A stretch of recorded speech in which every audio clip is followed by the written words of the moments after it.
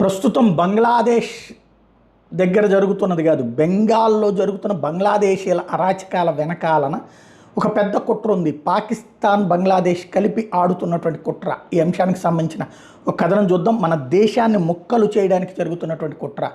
ఎంతటి బలవంతుడికైనా ఒక బలహీనత ఉంటుంది. ఆ బలహీనతను శత్రువు గుర్తిస్తే పెను ప్రమాదం పొంచి ఉన్నట్టే. తన బలహీనతను శత్రువు గుర్తించాడని తెలిసి కూడా సర్దిద్దుకోబోతే స్వయం కృతాపరాధమే. ఈ సూత్రం దేశ రక్షణ వ్యవహారాలకు మరింత ఎక్కువగా వర్తిస్తుంది. అందుకు భారతదేశం కూడా మినహాయింపు కాదు. మరి వ్యూహాత్మకంగా భారత్ బలహీనత ఏంటి? చికెన్ నెక్ ప్రాంతం, తెలుగులో చెప్పాలంటే కోడిమెడ ప్రాంతం. 7 సిస్టర్స్గా పిలిచే 7 రాష్ట్రాలను మిగిలిన భారతదేశంతో అనుసంధానించే ఏకైక ఇరుకైన మార్గమే ఈ చికెన్ నెక్. కేవలం 22 కిలోమీటర్ల మాత్రం వెడల్పుతో 60 కిలోమీటర్ల పొడవైన ఈ మార్గాన్ని సిలిగుడి కారిడార్ అంటారు.